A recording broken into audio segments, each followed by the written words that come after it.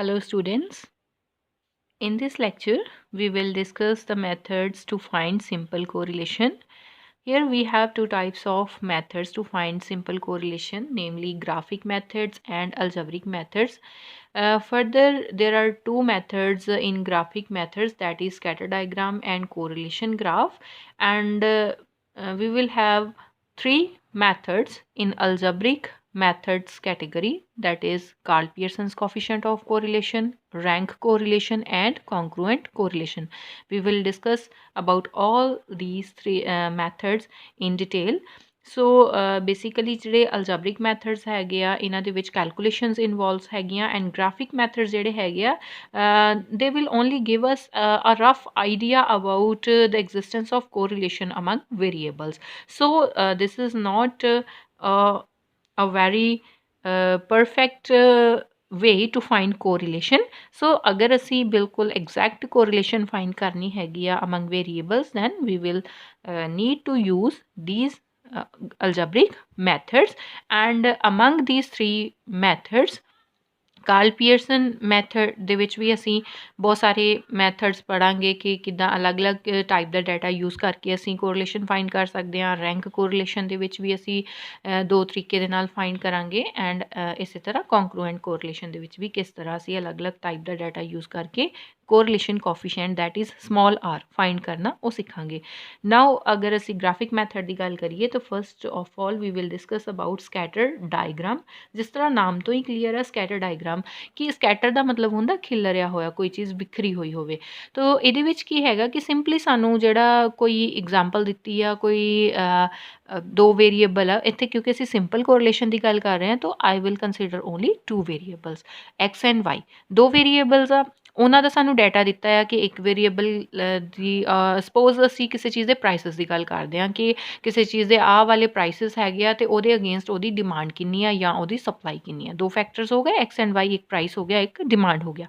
ਹੁਣ ਉਹਦੇ ਵਿੱਚ ਅਸੀਂ ਗ੍ਰਾਫ ਬਣਾਉਣਾ, ਸਿੰਪਲੀ ਇੱਕ ਫਰੀ ਹੈਂਡ ਅਸੀਂ ਜਿਹੜਾ ਆ ਉਹ ਪੁਆਇੰਟਸ ਲਗਾ ਲੈਣੇ ਆ ਗ੍ਰਾਫ ਦੇ ਉੱਪਰ। ਇੱਕ ਗ੍ਰਾਫ ਡਰੋ ਕਰਾਂਗੇ, ਉਹਦੇ ਵਿੱਚ ਸਿੰਪਲੀ ਐਕਸ ਦੇ ਅਗੇਂਸਟ ਵਾਈ ਪੁਆਇੰਟਸ ਨੂੰ ਡਰੋ ਕਰਕੇ ਕੋਸ਼ਿਸ਼ ਕਰਾਂਗੇ ਇੱਕ ਉਹਦੇ ਵਿੱਚ ਅਸੀਂ ਡਰਾ ਕਰਨ ਦੀ ਲਾਈਨ ਕਿ ਕਿਸ ਤਰ੍ਹਾਂ ਦਾ ਪੈਟਰਨ ਸਾਨੂੰ ਮਿਲ ਰਿਹਾ। ਕੋਈ ਅਪਵਰਡ ਕਰਵ ਮਿਲ ਰਹੀ ਆ, ਕੋਈ ਡਾਊਨਵਰਡ ਕਰਵ ਮਿਲ ਰਹੀ ਆ, ਲੀਨੀਅਰ ਕਰਵ ਮਿਲ ਰਹੀ ਆ ਕਿ ਸਾਨੂੰ ਕੋਈ ਜਿਹੜੀ ਆ ਨੋਨ ਲੀਨੀਅਰ ਕਰਵ ਮਿਲ ਰਹੀ ਆ ਜਾਂ ਕੋਈ ਕਰਵ ਬਣ ਹੀ ਨਹੀਂ ਰਹੀ। ਤਾਂ ਉਸ ਤਰ੍ਹਾਂ ਅਸੀਂ ਕੋਈ ਕਨਕਲੂਜ਼ਨ ਜਿਹੜਾ ਆ ਉਹ ਡਿਡਿਊਸ ਕਰਨ ਦੀ ਵਿੱਚੋਂ ਕੋਸ਼ਿਸ਼ ਕਰਾਂਗੇ ਥਰੂ ਡਾਇਗ੍ਰਾਮ ਔਰ ਸਕੈਟਰ ਡਾਇਗ੍ਰਾਮ। ਤਾਂ ਉਹ ਅਸੀਂ ਹੁਣ ਇੱਥੇ ਗ੍ਰਾਫਿਕਲੀ ਸਿੱਖਾਂਗੇ ਕਿ ਕਿਸ ਤਰ੍ਹਾਂ ਅਸੀਂ ਇਹ ਸਕੈਟਰ ਡਾਇਗ੍ਰਾਮ ਬਣਾ ਸਕਦੇ ਹਾਂ। So now suppose we are given with two variables X and Y. ਇੱਥੇ ਅਸੀਂ ਦੇਖ ਸਕਦੇ ਹਾਂ ਕਿ ਐਕਸ ਦੇ ਸਾਡੇ ਕੋਲ ਜਿਹੜੇ ਵੈਲਿਊਜ਼ ਹੈਗੀਆਂ ਦੈਟ ਆਰ 10 20 30 40 50 ਐਂਡ 60। ਇਹ ਇਨਕਰੀਜ਼ ਹੋ ਰਿਹਾ, ਜਿੱਦਾਂ ਜਿੱਦਾਂ ਇਹ ਇਨਕਰੀਜ਼ ਹੋ ਰਿਹਾ ਵਾਈ ਦੀਆਂ ਵੈਲਿਊਜ਼ ਅਸੀਂ ਇਹਦੇ ਅਗੇਂਸਟ ਦੇਖ ਰਹੇ ਹਾਂ ਉਹ ਵੀ ਇਨਕਰੀਜ਼ ਹੋ ਰਹੀਆਂ 25 50 75 100 125 and 150। one more thing that you can see in this particular case is that ਕਿ ਪ੍ਰਪੋਰਸ਼ਨ ਆਫ ਚੇਂਜ ਜਿਹੜਾ ਸੇਮ ਆ, ਹਰ ਵਾਰੀ ਇਕੁਅਲ ਚੇਂਜ ਆ ਰਿਹਾ। ਐਕਸ ਦੇ ਕੇਸ 'ਚ ਗੱਲ ਕਰੀਏ ਤਾਂ ਹਰ ਵਾਰੀ 10 ਦੇ ਨਾਲ ਇਨਕਰੀਜ਼ ਹੋ ਰਿਹਾ, ਵਾਈ ਦੇ ਕੇਸ 'ਚ ਗੱਲ ਕਰੀਏ ਤਾਂ ਹਰ ਵਾਰੀ 25 ਦੇ ਨਾਲ ਇਨਕਰੀਜ਼ ਆ ਰਿਹਾ। ਦੈਟ ਮੀਨਸ ਕਿ ਇਹ ਕੇਸ ਸਾਡੇ ਕੋਲ ਹੈਗਾ ਲੀਨੀਅਰ ਕੋਰਿਲੇਸ਼ਨ ਦਾ ਕਿ ਚੇਂਜ ਜਿਹੜਾ ਆ ਐਗਜ਼ੈਕਟ ਪ੍ਰਪੋਰਸ਼ਨ ਦੇ ਵਿੱਚ ਹੋ ਰਿਹਾ ਹੈ। ਤਾਂ ਸਾਡੇ ਕੋਲ ਡੈਫੀਨੇਟਲੀ ਜਿਹੜੀ ਇੱਕ ਲਾਈਨ ਬਣੇਗੀ that will be a straight upward line because positive relation ਆ, ਐਕਸ ਵੀ ਇਨਕਰੀਜ਼ ਹੋ ਰਿਹਾ, ਵਾਈ ਵੀ ਇਨਕਰੀਜ਼ ਹੋ ਰਿਹਾ। ਇਨ ਕੇਸ ਹੁਣ ਅਸੀਂ ਇਹਨੂੰ ਅਗਰ ਗ੍ਰਾਫਿਕਲੀ ਡਰਾ ਕਰਨ ਦੀ ਕੋਸ਼ਿਸ਼ ਕਰੀਏ ਤਾਂ ਅਸੀਂ ਦੇਖਾਂਗੇ ਕਿ ਅਗਰ ਅਸੀਂ ਐਕਸ ਐਕਸਿਸ ਦੇ ਉੱਪਰ ਐਕਸ ਵੇਰੀਏਬਲ ਨੂੰ ਲੈ ਲਿਆ ਐਂਡ ਵਾਈ ਐਕਸਿਸ ਦੇ ਉੱਪਰ ਵਾਈ ਨੂੰ, ਜਦੋਂ ਐਕਸ 10 ਆ, ਸਪੋਜ਼ ਇੱਥੇ ਮੈਂ 10 20 30 40 50 ਐਂਡ 60 ਇੱਦਾਂ ਹੀ ਇੱਧਰ 25 50 75 100 125 ਐਂਡ 150 ਲੈ ਲਿਆ। ਜਦੋਂ ਸਾਡੇ ਕੋਲ 10 ਆ ਅਤੇ ਇਹਦੇ ਅਗੇਂਸਟ ਵਾਈ ਕਿੰਨਾ ਆ 25, ਜਦੋਂ 20 ਆ ਅਤੇ 50 ਹੋ ਗਿਆ। ਇੱਧਰ ਜਦੋਂ ਸਾਡੇ ਕੋਲ 30 ਆ ਅਤੇ ਫਿਰ 40 ਆ ਅਤੇ 100, 50 ਆ ਅਤੇ 125 ਆ। ਅਗਰ ਇੱਥੇ ਸਾਡੇ ਕੋਲ 60 ਆ ਤਾਂ ਉਹਦੇ ਅਗੇਂਸਟ ਹੈਗਾ 150। ਨਾਓ ਯੂ ਕੈਨ ਸੀ ਕਿ ਸਾਡੇ ਕੋਲ ਇੱਥੇ ਇੱਕ ਆ ਜਿਹੜੇ ਅਸੀਂ ਡੋਟਸ ਲਗਾਏ, ਅਗਰ ਇਹਨਾਂ ਨੂੰ ਅਸੀਂ ਜੁਆਇਨ ਕਰਕੇ ਦੇਖੀਏ ਤਾਂ ਸਾਡੇ ਕੋਲ ਜਿਹੜੀ ਆ ਇੱਕ ਉਹ ਸਟ੍ਰੇਟ ਲਾਈਨ ਇਹਦੇ ਵਿੱਚੋਂ ਬਣ ਜਾਂਦੀ ਆ। ਅਪਵਰਡ ਸ਼ੋ ਹੋ ਰਿਹਾ। ਇਸ ਕੇਸ ਦੇ ਵਿੱਚ ਦੇਖੋ ਸਾਡੇ ਕੋਲ ਅਸੀਂ ਕਹਾਂਗੇ ਕਿ coefficient of correlation is equal to +1।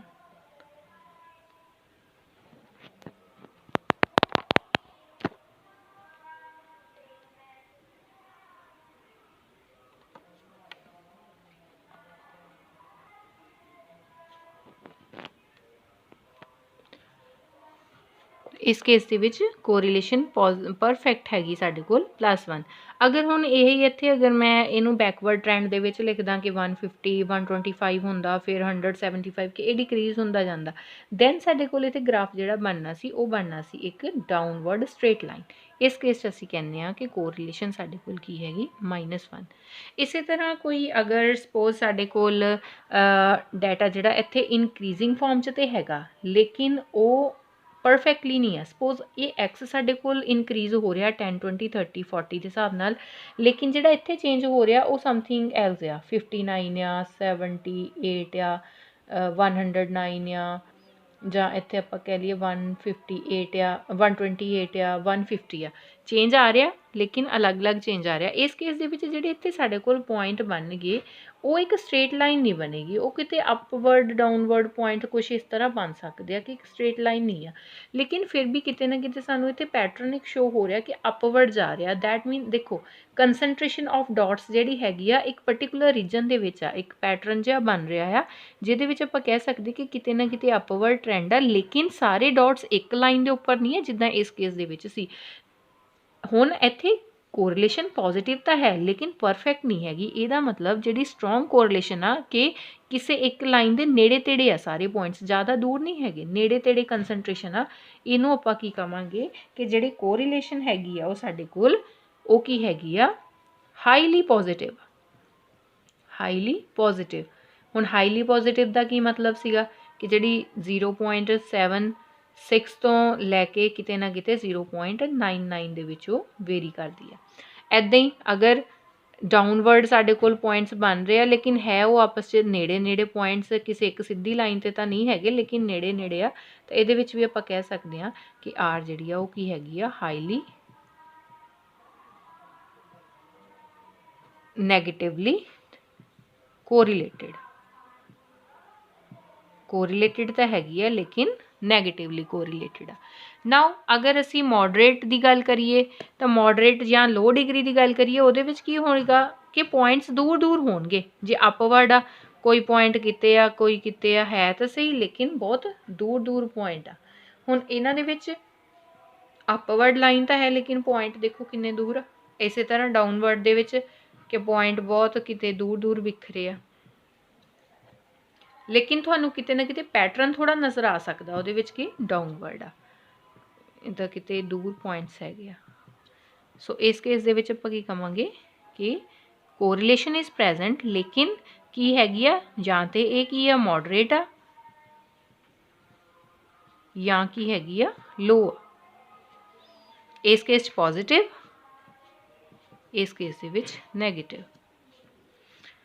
ਹੁਣ ਐਬਸੈਂਸ ਦੀ ਗੱਲ ਕਰੀਏ ਕਿ ਕੋਰਿਲੇਸ਼ਨ ਹੈ ਹੀ ਨਹੀਂ ਆ, ਉਸ ਕੇਸ 'ਚ ਕੀ ਹੋਊਗਾ ਪੁਆਇੰਟ ਦਾ ਕੋਈ ਉਹ ਹੀ ਨਹੀਂ ਪੈਟਰਨ ਹੀ ਨਹੀਂ ਬਣਦਾ, ਕੋਈ ਪੁਆਇੰਟ ਅਪਵਰਡ ਕੋਈ ਡਾਊਨਵਰਡ। ਹੁਣ ਅਗਰ ਇੱਦਾਂ ਕਿਤੇ ਕੋਈ ਪੁਆਇੰਟ ਆ ਇਹਨੂੰ ਤੁਸੀਂ ਨਾ ਤਾਂ ਕੋਈ ਅਪਵਰਡ ਲਾਈਨ ਬਣਾ ਸਕਦੇ ਆ ਨਾ ਕੋਈ ਡਾਊਨਵਰਡ। ਇਹ ਸਾਰੇ ਪੁਆਇੰਟਸ ਕਾਹਦੇ ਹੈਗੇ ਆ ਡਾਟਾ ਦੇ ਆ, ਜਿੱਦਾਂ ਡਾਟਾ ਸਾਡੇ ਕੋਲ ਕਾਫੀ ਸਾਰਾ ਡਾਟਾ ਹੋਵੇ ਉਹਦੇ ਮੈਂ ਪੁਆਇੰਟਸ ਡਰਾ ਕੀਤੇ, ਕੋਈ ਕਿਤੇ ਪੁਆਇੰਟ ਬਣ ਰਿਹਾ ਕੋਈ ਕਿਤੇ।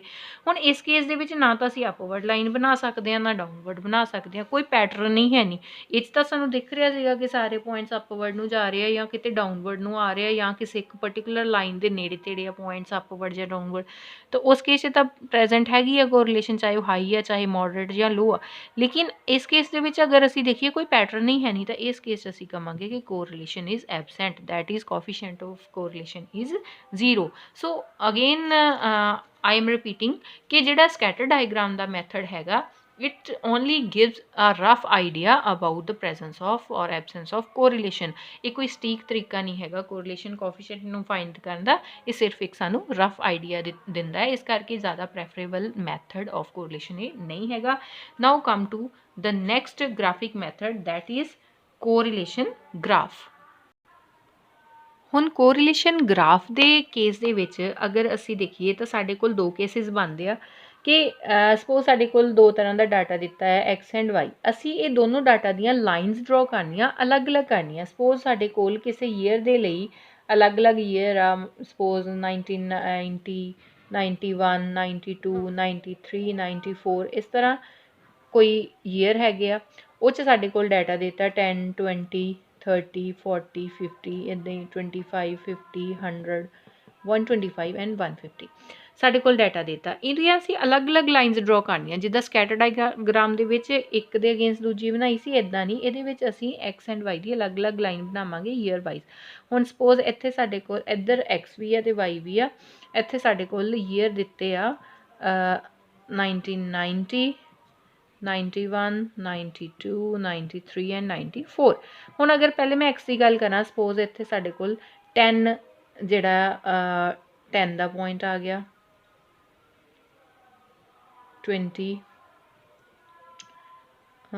ਕਿਉਂਕਿ ਸਾਡੇ ਕੋਲ ਡਾਟਾ 10 ਤੋਂ ਲੈ ਕੇ 150 ਤੱਕ ਆ, ਤਾਂ ਇਹਦਾ ਮਤਲਬ ਇੱਥੇ ਸਾਡੇ ਕੋਲ ਅਗਰ ਸਪੋਜ਼ ਮੈਂ ਕੈਟੇਗਰੀਜ਼ 25 ਦੇ ਹਿਸਾਬ ਨਾਲ ਹੀ ਬਣਾ ਲਾਂ, 25, 50, 75, 100, 125 ਐਂਡ 150। ਹੁਣ ਅਗਰ ਮੈਂ ਇੱਥੇ 10 ਨੂੰ ਪਲਾਟ ਕਰਨਾ ਹੋਵੇ, ਇੱਥੇ ਸਮਵਟ ਕਿਤੇ ਬਿਲਕੁਲ ਲੋਅਰ ਜੇ ਪੁਆਇੰਟ 'ਤੇ 10 ਆਏਗਾ, 10 ਆ, ਫਿਰ ਅਗਲੇ 'ਚ 20 ਹੋ ਜਾਂਦਾ, ਫਿਰ 30 ਹੋ ਜਾਂਦਾ, ਫਿਰ 40 ਹੋ ਜਾਂਦਾ,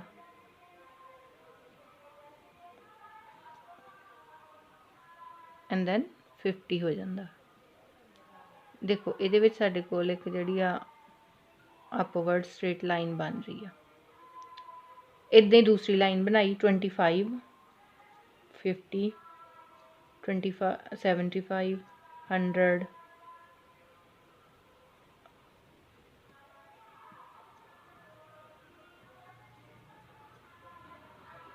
ਐਂਡ 125 ਐਂਡ 50। ਇਹਦੇ ਵਿੱਚ ਵੀ ਸਾਡੇ ਕੋਲ ਇੱਕ ਸਟ੍ਰੇਟ ਅਪਵਰਡ ਲਾਈਨ ਬਣ ਰਹੀ। ਹੁਣ ਦੋਨੋਂ ਲਾਈਨਸ ਅਪਵਰਡ ਜਾ ਰਹੀਆਂ, ਤਾਂ ਕੋਰਿਲੇਸ਼ਨ ਗ੍ਰਾਫ ਸਾਨੂੰ ਕੀ ਦੱਸਦਾ ਆ, ਦੋ ਤਰ੍ਹਾਂ ਦੇ ਰਿਜ਼ਲਟ ਹੋ ਸਕਦੇ ਆ ਕਿ ਅਗਰ ਤੇ ਸੇਮ ਚੇਂਜ ਆ ਰਿਹਾ ਆ, ਜਾਂ ਵੀ ਕੈਨ ਸੇ ਕਿ direction of change is same.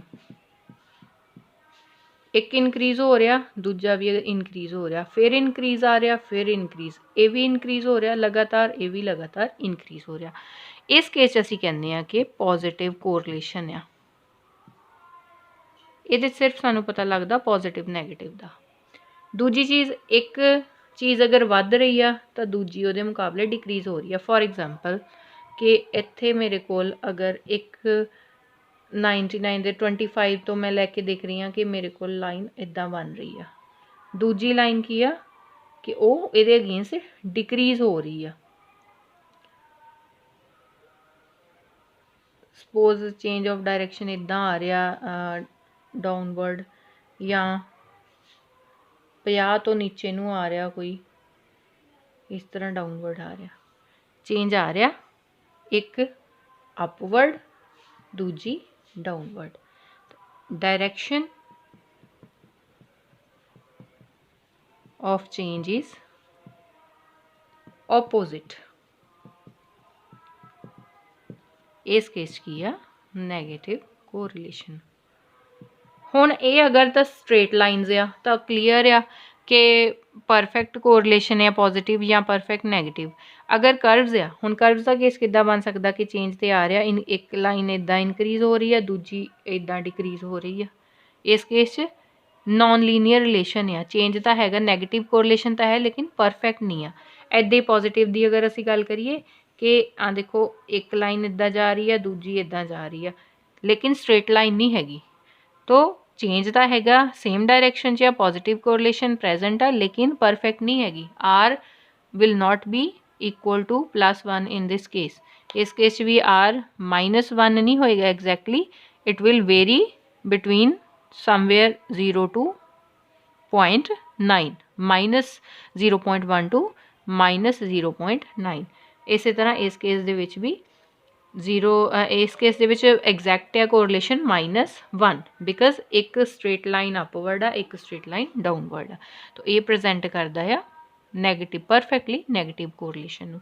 ਸੋ ਇਹ ਹੈਗਾ ਸਾਡੇ ਕੋਲ ਗ੍ਰਾਫ ਮੈਥਡ, ਕੋਰਿਲੇਸ਼ਨ ਗ੍ਰਾਫ, ਜਿਹਦੇ ਵਿੱਚ ਅਸੀਂ ਈਅਰ ਦੇ ਅਕੋਰਡਿੰਗ ਜਾਂ ਅਲੱਗ-ਅਲੱਗ ਟਾਈਮ ਦੇ ਅਕੋਰਡਿੰਗ ਇੱਕ ਹੀ ਗ੍ਰਾਫ ਦੇ ਵਿੱਚ ਹਰੇਕ ਵੇਰੀਏਬਲ ਦੇ ਲਈ ਅਲੱਗ-ਅਲੱਗ ਲਾਈਨ ਬਣਾਉਂਦੇ ਹਾਂ, ਜਦ ਕਿ ਸਕੈਟਰ ਡਾਇਗਰਾਮ ਦੇ ਵਿੱਚ ਅਸੀਂ ਇੱਕ ਹੀ ਗ੍ਰਾਫ ਦੇ ਵਿੱਚ ਇੱਕ ਹੀ ਲਾਈਨ ਜਿਹੜੀ ਆ ਉਹਨੂੰ ਡਿਡਿਊਸ ਕਰਨ ਦੀ ਕੋਸ਼ਿਸ਼ ਕਰਦੇ ਹਾਂ, ਜਿਹੜੇ ਅਸੀਂ ਡਾਟਸ ਲਗਾਉਂਦੇ ਹਾਂ ਅਲੱਗ-ਅਲੱਗ ਡਾਟਾ ਨੂੰ, ਕਿ ਇੱਕ ਵੇਰੀਏਬਲ ਦੇ ਅਗੇਂਸਟ ਦੂਜੇ ਦੀ ਵੈਲਿਊ ਕਿੰਨੀ ਆ, ਫਿਰ ਉਹਦੇ ਵਿੱਚ ਕੀ ਚੇਂਜ ਆ ਰਿਹਾ, ਇੱਕ ਵੇਰੀਏਬਲ ਇਨਕਰੀਜ਼ ਹੋ ਰਿਹਾ ਕਿ ਦੂਜਾ ਉਹਦੇ ਨਾਲ ਇਨਕਰੀਜ਼ ਹੋ ਰਿਹਾ ਕਿ ਡਿਕਰੀਜ਼ ਹੋ ਰਿਹਾ, ਉਹਦੇ ਅਕੋਰਡਿੰਗ ਅਸੀਂ ਪੁਆਇੰਟਸ ਜਿਹੜੇ ਡਰਾ ਕਰਕੇ ਉਹਦੇ ਵਿੱਚੋਂ ਇੱਕ ਲਾਈਨ ਨੂੰ ਡਿਡਿਊਸ ਕਰਨ ਦੀ ਕੋਸ਼ਿਸ਼ ਕਰਦੇ ਹਾਂ ਕਿ ਅਪਵਰਡ ਲਾਈਨ ਮਿਲਦੀ ਆ, ਡਾਊਨਵਰਡ ਲਾਈਨ ਮਿਲਦੀ, ਉਹ ਲਾਈਨ ਸਟ੍ਰੇਟ ਆ ਕਿ ਨਹੀਂ ਸਟ੍ਰੇਟ ਹੋਏਗੀ। ਇਹ ਡਿਪੈਂਡ ਕਰਦਾ ਕਿ ਉਹ ਸਾਰੇ ਪੁਆਇੰਟਸ ਇੱਕ ਲਾਈਨ ਦੇ ਉੱਪਰ ਆਉਂਦੇ ਆ ਜਾਂ ਨਹੀਂ ਆਉਂਦੇ, ਜਾਂ ਫਿਰ ਇੰਨੇ ਜ਼ਿਆਦਾ ਦੂਰ ਦੂਰ ਹੈਗੇ ਕਿ ਕੋਈ ਲਾਈਨ ਹੀ ਨਹੀਂ ਬਣਦੀ, ਕੋਈ ਪੈਟਰਨ ਹੀ ਨਹੀਂ ਬਣਦਾ, ਤਾਂ ਉਸ ਕੇਸ 'ਚ ਅਸੀਂ ਕਹਿ ਦਿੰਦੇ ਹਾਂ ਕਿ correlation is absent.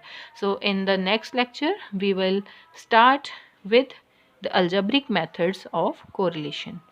Thank you.